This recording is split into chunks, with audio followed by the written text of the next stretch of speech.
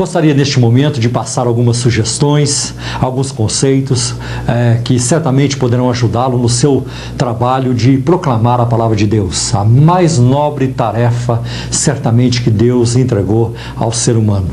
E eu creio que, em primeiro lugar, é muito importante para o pregador do Evangelho o seu contato constante com a palavra de Deus. Creio que a preparação para se pregar a palavra de Deus para o pregador, ela acontece no dia a dia. Todos os dias ele aprende uma coisa nova.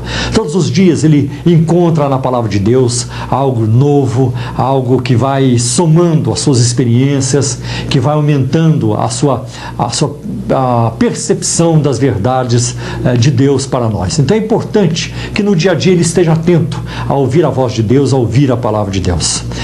Tem sido a minha experiência, muitas vezes, ao ler a palavra de Deus, eu a leio toda, de vez em quando chega um versículo, parece que eu o vejo como que pulando para mim, gritando para mim, olha para mim aqui, eu estou aqui, me usa, chegou minha vez. Eu acho que isso é importante. Às vezes, até uma necessidade que eu estou passando no momento, aquele versículo serve para trazer um conforto, uma direção, uma orientação para a minha vida. Então, eu creio que uma das maneiras de Deus falar conosco é através do contato constante da palavra de Deus. O pregador jamais pode se distanciar da palavra de Deus. Deve tomar a palavra no seu todo, porque toda a Escritura é divinamente inspirada e a Bíblia deve ser levada em consideração totalmente. Então ele prega todo o conselho de Deus, como disse Paulo aos anciãos de Éfeso em Atos capítulo 20, nunca deixei de vos anunciar todo o conselho de Deus. Agora, outra coisa muito importante para o pregador é a fidelidade à palavra de Deus. O homem sobe no púlpito, o pregador sobe no púlpito para anunciar a palavra.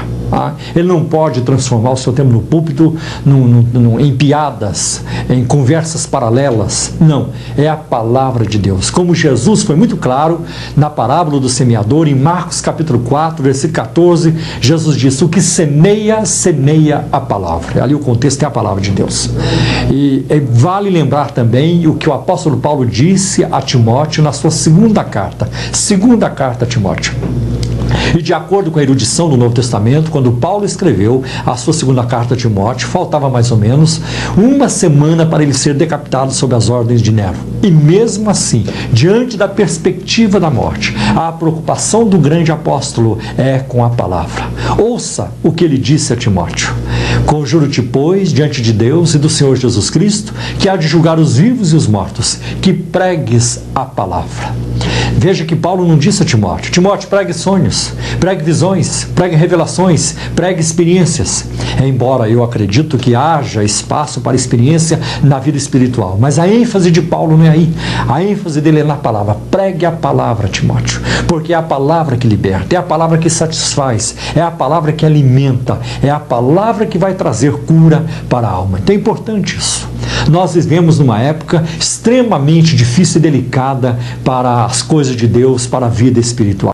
Lamentavelmente, novas correntes doutrinárias têm surgido que tendem muito mais a exaltar o homem, que tendem muito mais a reforçar as tendências negativas do ser humano do que corrigi-las e colocá-lo numa perspectiva correta diante de Deus. Então o pregador tem que ser fiel à palavra de Deus.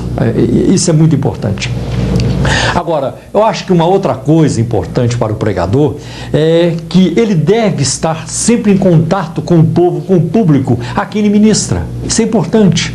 Nunca fugir das pessoas. Hoje você vai encontrar, por exemplo, pregadores, e tem sido assim nos últimos anos, que amam a multidão, mas odeiam o indivíduo. Gostam de falar para milhares. Termina de falar, ele some, desaparece, não tem contato com ninguém. E o pregador precisa estar em contato com o povo, sentir a dor do povo, sentir onde estão os seus problemas, as suas adversidades, sentir a ansiedade de alguém, sentimento de culpa, as tentações, os conflitos, problemas de relacionamentos, porque certamente isso vai ajudá-lo depois a decidir os temas a pregar e vai ministrar para necessidades específicas do seu público. Isso é muito importante. Agora, também o pregador eficaz, o pregador que quer fazer um bom trabalho para Deus, ele não pode deixar de lado a hermenêutica, que é a ciência de interpretação de texto. No caso aqui, a ciência da interpretação do texto bíblico, para que ele possa extrair do texto o melhor sentido possível e a melhor aplicação possível para os seus ouvintes. Porque tem havido muitos abusos. O fato de deixar de lado a hermenêutica, os critérios normais para se interpretar um texto bíblico, tem causado transtornos até. Eu poderia citar muitos exemplos, como você também já deve conhecer exemplos assim. Eu me lembro de alguém que foi pregar sobre a ressurreição do filho da viúva de Naim, e o texto diz que Jesus tocou o esquife, o caixão do morto. Então ele vira-se para o público e diz: irmãos, eu não sei o que é esquife, mas eu acho que era uma gaitinha, uma gaita que Jesus tocava, e quando ele tocava, o morto se levantava. E o povo se alegra com aquela explicação, pensando que está ouvindo algo profundo das Escrituras, o que é lamentável. Lembro-me de um outro, por exemplo, que estava pregando sobre o rico e Lázaro, e quando o rico diz lá no Hades: pai Abraão, tenho ainda 5 irmãos, manda Lázaro avisá-los. E o pregador diz para o público: hoje à noite eu vou lhes dizer quem são os 5 irmãos do rico lá no Hades. Os 5 irmãos são os 5 continentes do mundo, e ele diz receber isso por revelação de Deus. É muito perigoso quando alguém chega no púlpito dizendo isso: eu estou ensinando isso por revelação. Porque na verdade o que nós precisamos é de iluminação para entender aquilo que Deus já revelou na sua palavra. Então, muito importante o pregador ter essa postura.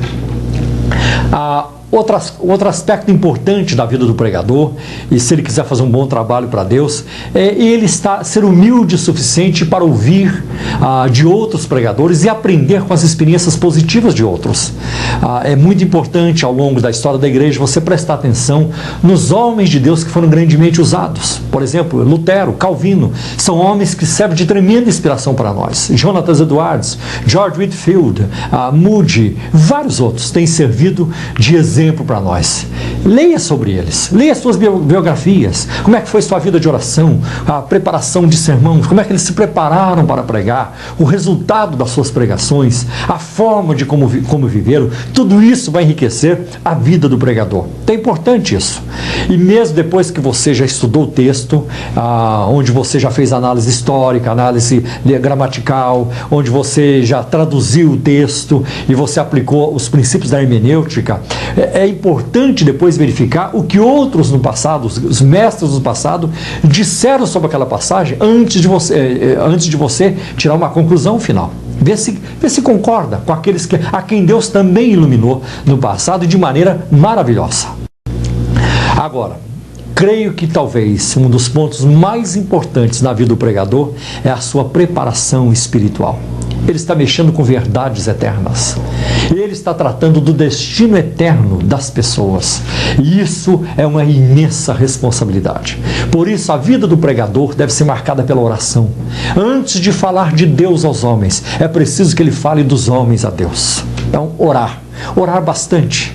Como disse Leonard Ravenhill, já falecido, um homem, foi uma grande autoridade no assunto sobre avivamentos. Ele chegou a dizer que o pregador que não ora 2 horas por dia terá o ministério da carne. Então é importante a vida de oração do pregador. Jamais subir no púlpito sem ter orado. Jamais subir no púlpito sem sentir a unção e o poder do Espírito Santo. Isso é muito importante. Por mais que ele se prepare, por mais informações que haja no seu esboço, na sua pregação, por melhor preparado que ele esteja, se não houver a unção do Espírito, o poder do Espírito Santo e a autoridade do Espírito Santo na sua pregação, as vidas não serão transformadas, as vidas não serão tocadas. Então é importante isso, a preparação espiritual do pregador. E essa pregação ela trará resultados fecundos, resultados imensos, positivos para o Evangelho. Ela vai resultar, por exemplo, na conversão de almas, vai resultar na edificação da igreja, no crescimento espiritual daqueles a quem o pregador ministra, vai resultar até no impacto na sociedade, porque no momento que vidas começam a ser transformadas, essas vidas afetarão outras e a sociedade poderá ser transformada. Alguém até já disse: quando há pecado na terra, o púlpito é o culpado. Então nós precisamos levar a sério a tarefa da pregação do Evangelho. Que Deus te ajude a desenvolver um trabalho que glorifique o Senhor e que venha estender o seu reino na terra. E que Deus te abençoe grandemente, em nome de Jesus.